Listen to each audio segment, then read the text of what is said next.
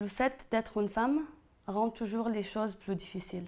Je m'appelle Bouchra, j'ai 29 ans, je suis d'origine syrienne et je suis étudiante en droit de l'homme et l'action humanitaire à Sciences Po Paris.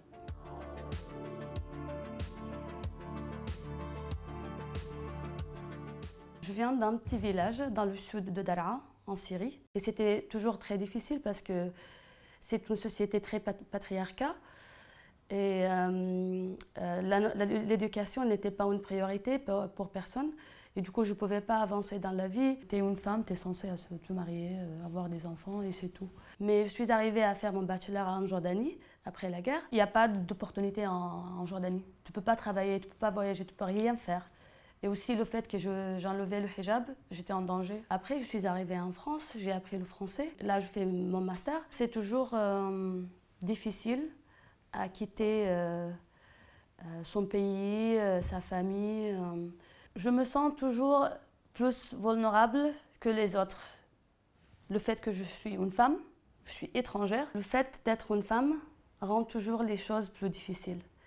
En France, je ne porte plus le hijab, mais je fais face toujours à la discrimination. J'ai beaucoup d'amis qui portent le hijab et c'est toujours difficile pour eux parce que en France, c'était toujours différente. J'ai des amis qui ne pouvaient pas travailler, qui ne peuvent pas mettre leurs photos sur le CV, même si c'est demandé, parce que le CV avec une photo de hijab ne va pas être pris.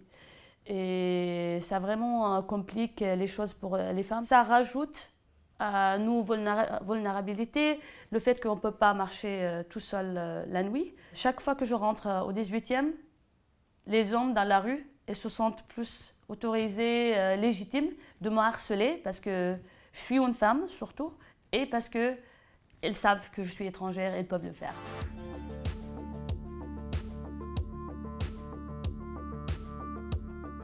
C'était très difficile, particulièrement au début parce que je ne parlais pas la langue. Il fallait faire toute l'administration française très lente. Je pense que le truc qui était le plus difficile en France, c'est mes interviews à l'OFPRA.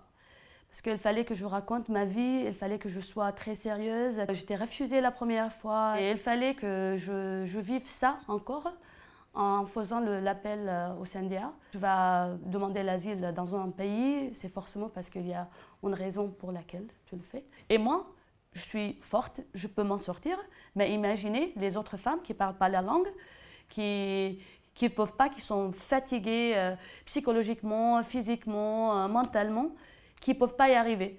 On ne peut pas se concentrer sur notre parcours, sur l'avancée de la vie, sur l'autonomie. Et on en parle toujours entre nous qu'on ne peut pas laisser tomber. On ne peut pas capituler parce que si on ne le fait pas, personne ne va le faire pour nous. Si on ne s'intègre pas, on va tout louper parce que personne ne va le faire pour nous. C'est à nous de le faire. Je sais que c'est dur, je l'ai vécu tout personnellement, mais il faut qu'on le fasse. Il n'y a pas le choix. Merci beaucoup.